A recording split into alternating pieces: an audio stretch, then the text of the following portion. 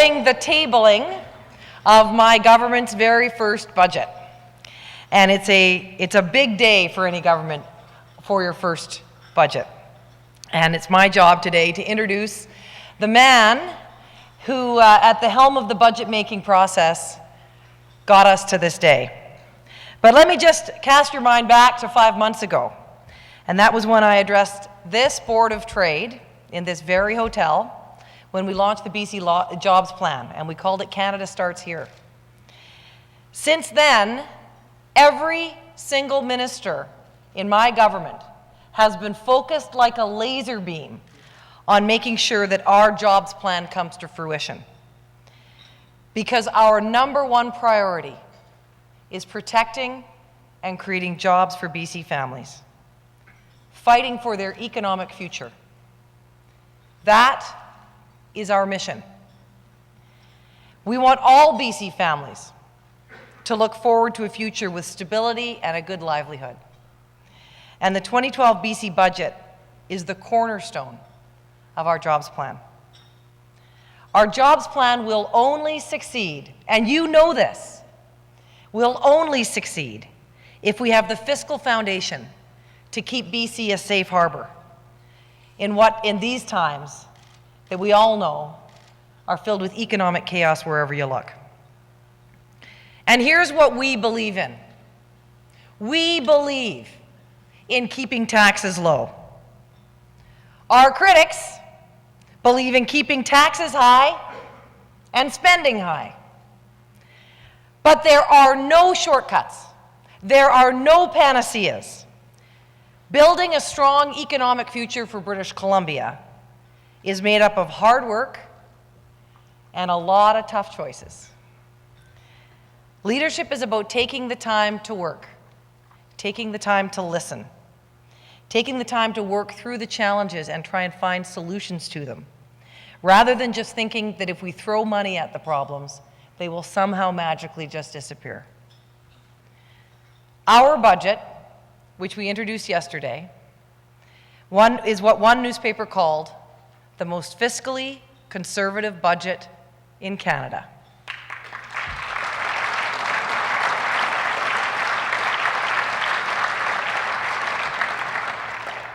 I'm proud of that because it's more proof of our government's resolve to deliver on our jobs plan, as I promised you we would when I talked to you about that last September. And you can already see the results of that in the docks in North Vancouver and Victoria, where the shipbuilding win will create up to 4,000 new jobs for British Columbians. You can see it in Northwest BC, where Rio Tinto Alcan is making the largest private sector investment that has ever been made in the history of our province. You can see it in North Central BC, where they are already beginning to clear land for the first LNG line from the northeast over to Kitimat. Kevin Falcon has been at the helm of the budget process in what I think we can all agree is one of the most challenging times any of us can imagine. The world economy is vibrating with volatility, but he has kept a watchful eye on British Columbia, and he's ensured that we chart a different course, one that is embedded in stability and prudence. His work will help ensure that BC stands tallest amongst Canadian provinces in controlling spending. Kevin and I and the rest of our team who are over in Victoria slugging it out on behalf of free enterprise today are in strong agreement that our future prosperity depends absolutely on laying a strong foundation of sound economic principles. We chose the bedrock of balanced budgets, of low taxes, and careful spending. We chose that bedrock over the alternative, which is the quicksand of debt, of deficits, of taxes, and high spending. Ladies and gentlemen, we are sticking to our plan to ensure that BC navigates the stormy seas of the world economy.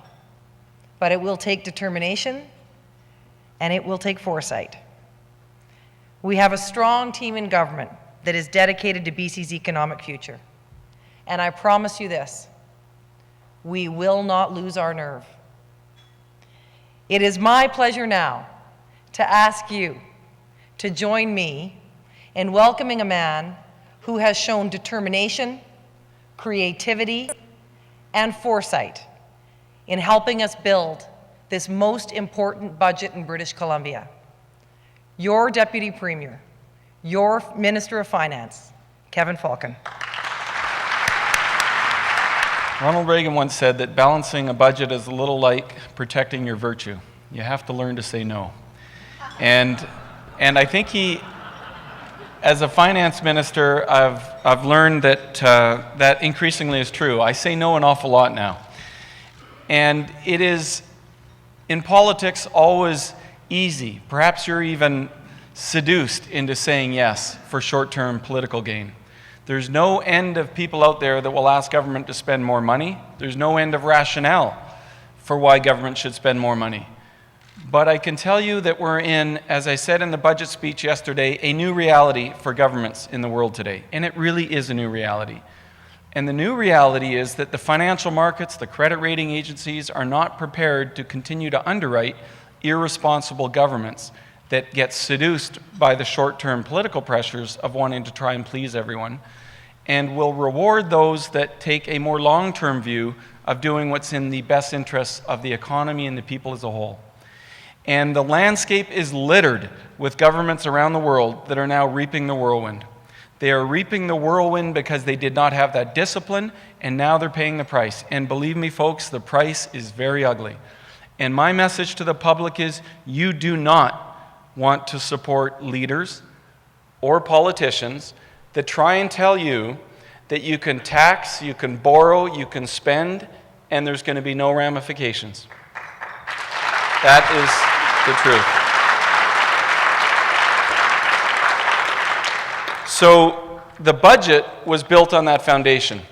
And I think it takes courage from a premier and from a minister of finance and a government that is 15 months away from an election to not stoop to, making those kind of short-term trade-offs, because I fundamentally believe that at the end of the day, the public is a lot smarter than most of the politicians ever give them credit for. They are a lot smarter in understanding. They can see what's happening around the world. They can see what's happening just south of the border in the United States. They can see even what's happening in other provinces. And they look and they say, you know what? I may not understand every detail of Minister Falcon's budget and what's going here and there, but I do understand this. In our own family, we have to try and make things square, and I want my government to do the same thing. I really, at the end of the day, think that's how most people relate to their government. So today what I thought I would do is walk you through some of the presentation I did yesterday at the budget lockup and share with you the same information I shared with the folks from the media and the stakeholder groups that were there. And I'll start by reminding everyone what we were looking at in British Columbia in terms of our budget. This will be of particular fascination to the accountants in the audience, so enjoy this, PwC and the CGAs. You'll recall that in Budget 2011, we were forecast to have a deficit of $925 million. You may also recall that as a result of the public's rejection of the HST, we were required to pay back the federal government $1.6 billion in transitional dollars. Now, I can tell you, and of course, under generally accepting accounting principles, we have to take all of that hit this year. So that $925 million deficit, you then add $1.6 billion to that. And then, of course, you had the deterioration that was taking place as a result of the economy slowing. And we were forecasting at our second quarterly result about a $3.1 billion deficit for 11-12. You can see there that we've ended up outperforming, and we're now at just under $2.5 billion. And I'll talk about how important that is from a government credibility point of view in terms of not just meeting budget targets, but outperforming, because our government has a long record of doing that, and I've got a separate slide for that. But it's just a reminder that at that point, it would have been easy for government to say, you know what, now we got this $1.6 billion we got to pay back. We're now staring at a potential $3.1 billion deficit. Who cares? Let's just keep running deficits and spend and try and buy our way back into favor. And we made a conscious decision. We're not doing that. We're not doing it because it's wrong, and we're not doing it because we're not going to try and cater to the constituencies that would want us to. The other thing I would point out is that you can see that in 13-14, we had a gap there now from $175 million potential surplus that we were now looking at $706 million deficit. That was the gap that we had to fill as I was thinking about how we were going to put together a budget. $500 million of that gap is lost HST revenues as we go back to the PST. The balance of it was just sort of the weakening in the economy. So what we decided we would do in government is, first of all, we were going to control spending. Now, I can tell you that for the last 3 years, British Columbia has held spending growth to 3% a year. I'm not aware of any other government in the country that has done that. It was done in part because we also said, recognizing that wages to the public sector account for over 50% of government spending, we said in the last couple of years to our public service that we were going to have a net zero mandate. In other words, no increase in wage compensation unless you can find it through savings somewhere else in the budget. But let me just give you a hint of what would have happened if we had even said, okay, you know what, it's too hard to take that position. We'll just provide a 2% a year increase in the wages. So let's say we didn't do that wage mandate. And by the way, the NDP, of course, were critical of it, and they're always critical whenever we try to be disciplined on holding down wages at a time when we're going through difficult times. But if we had provided a 2% increase per year instead of that net zero wage mandate, today we would be looking at an additional $3 billion of debt, and there is no way we would balance that budget in 13-14. Not a chance. And that's why we've said going forward that we're going to continue to have what we call a cooperative gains mandate. No wage increase, but we're going to work with the unions to say, you know what? We can find improvements to productivity. We can find ways of doing things better. We can find ways of doing things with a shrinking workforce and do it without adding more staff so that we can create some real savings that we can monetize and put into modest wage increases. And we're very open to doing that. And that is the right way to go forward. Because I can tell you this, there's not a single province that I am aware of in this country that has held wages in the public sector to zero. Not one. And it's not that we're uncaring or that we don't think our public sector is important, because we do. And during good times, we were generous.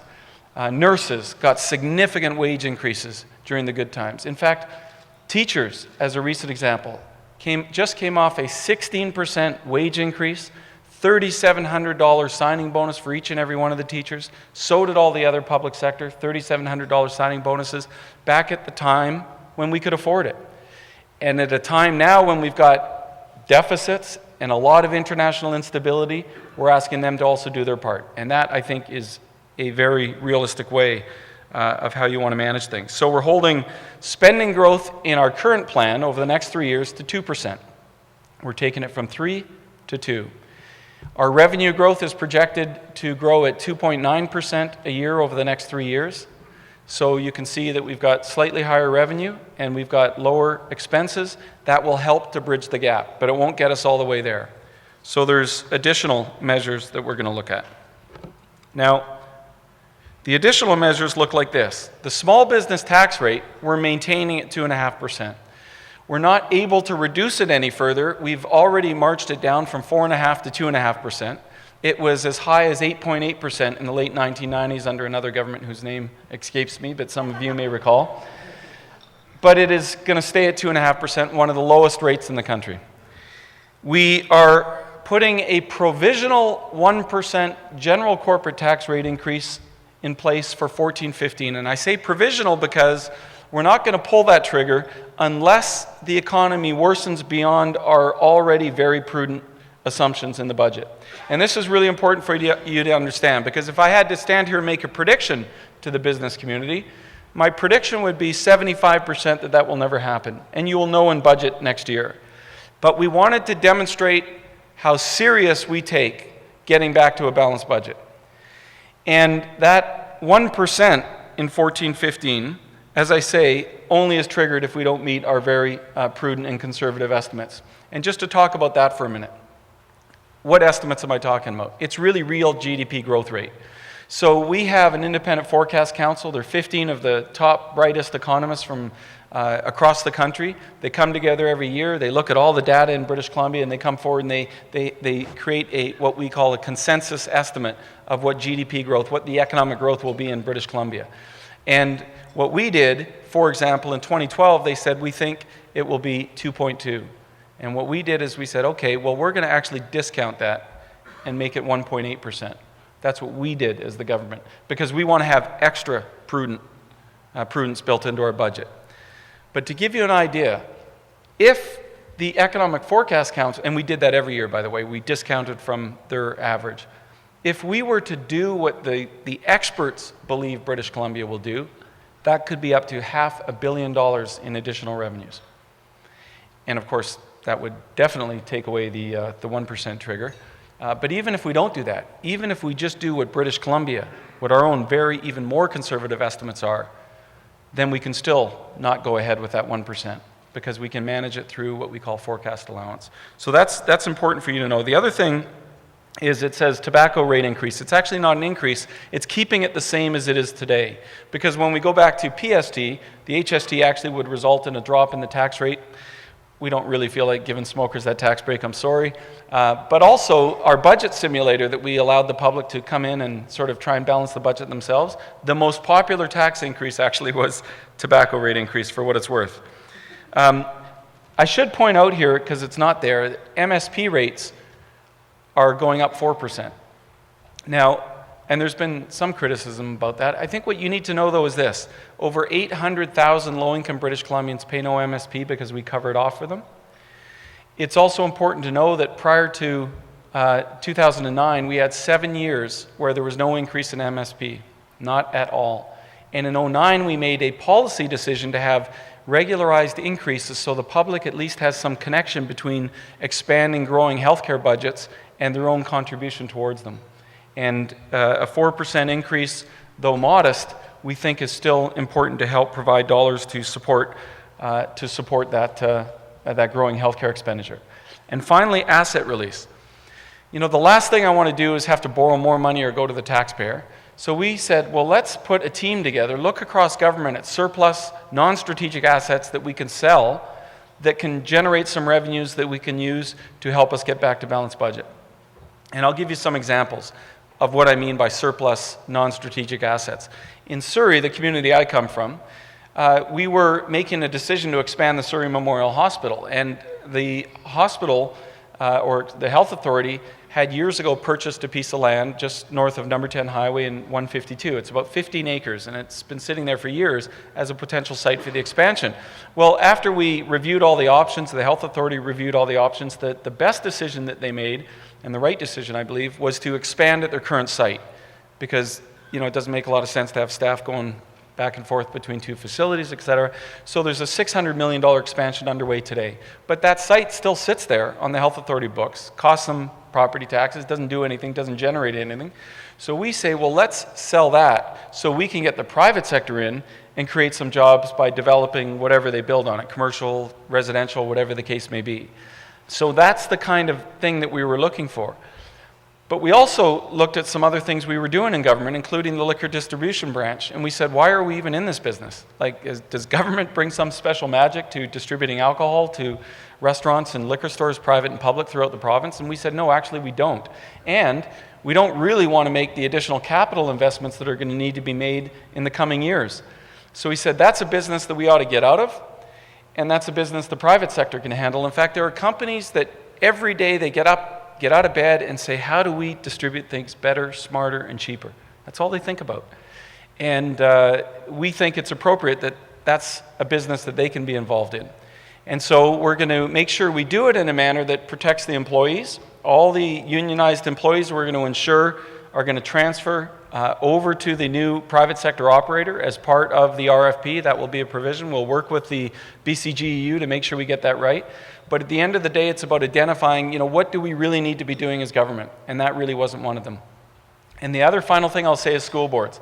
School boards have been complaining for years that they have surplus school sites that they're no longer using as schools, that they would like to be able to sell and use those dollars to meet other capital priorities they've got in other parts of their district where the population's growing.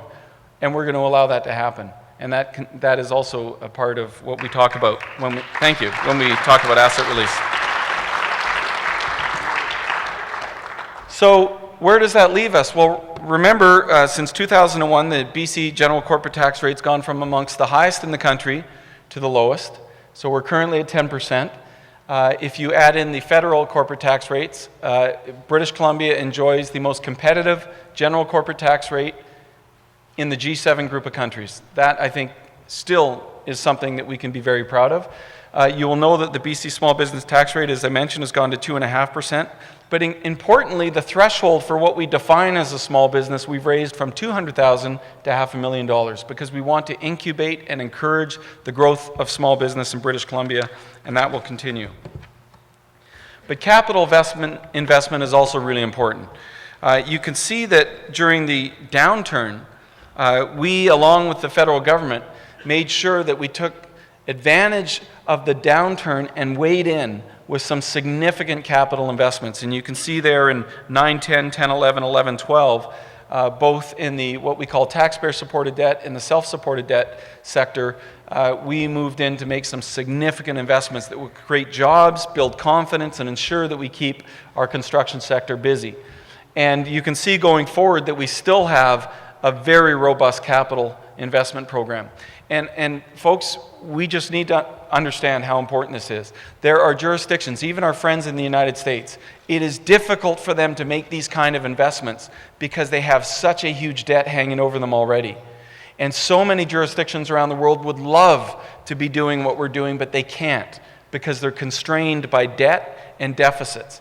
In British Columbia, because we have such a low amount of debt in relation to the size of our economy, we have the flexibility to make these kind of investments, and we can do it cheaply because we're a AAA credit, and it is such an advantage for us to be able to be building hospitals, to be investing in transportation, to have BC Hydro making huge investments in upgrading our electrical generating capacity and making new investments in projects like Site C, for us to be investing in new schools. All of that is about ensuring that the next generation, and obviously ours too, but the next generation will enjoy the benefits of this kind of strategic investment. So going forward, as you see the investment there, $19.2 billion, $10.7 billion taxpayer supported. The other $8.2 billion is what's called self-supported. That's primarily BC Hydro, the Transportation Investment Corporation, which is overseeing the $3 billion improvement to the Port Mann Bridge and the entire route between the First Avenue interchange in Vancouver all the way out to Langley. That's the major bulk of it, but that is a very significant capital program, of which about $2.7 billion is additional capital for schools, hospitals, etc. We're eliminating the provincial jet fuel tax on international flights, and thank you.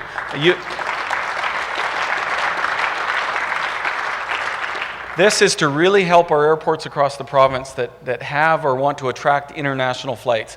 And YVR came to us and they said, you know what, we believe that there's a business case to support additional international flights into British Columbia. And every additional flight employs 150 to 200 new people at the airport. And they said, would you get rid of that tax? And we said, well, I'll tell you what, give us a business case and show us why it would make sense for us to do it, and then we'll consider it. And they brought back written commitments from 22 airlines, committed to make that decision to add additional flights. We're getting rid of the tax. They're going to add those flights. That is more jobs in British Columbia, and every airport can take advantage of that in British Columbia. For the port sector, and this helps the railway sector, one of the things we did back in 2005 is we heard from the port sector, and they said, you know, we're really getting hammered by municipal tax rates that are going up so high that it's a huge disincentive to making the capital investments, because if we make more capital investments, we actually get hammered again on the municipal tax rates. So can you help us? So what we did is we said we're going to cap the port tax rates. We'll make up the difference to the municipalities so they're held whole. but we wanted to create an environment that would encourage people to make investments. And then in 2007, we extended that to 2017-18 to give confidence that those investments would happen. Well, let me tell you, over $1 billion of new investment has taken place in the Port of Prince Rupert, in Delta Port, in Surrey Fraser Port, in Vanterm, in Centerm. It has created hundreds and hundreds of new jobs in the port sector. It has helped the railway sector because those investments means we can ship more, and that means we open up and make our gateway more expansive and more efficient. And folks, we have now said as part of this budget that we are going to make that permanent. We will introduce legislation later in this session to make that permanent for our port sector and our gateway. So let me conclude by saying that we've got 3 levels of prudence in this budget. We've got our contingencies, which help us manage unforeseen pressures that may come up or priorities that we may want to achieve. We've got our forecast allowances that are built into this budget going forward, and we've got very conservative economic assumptions.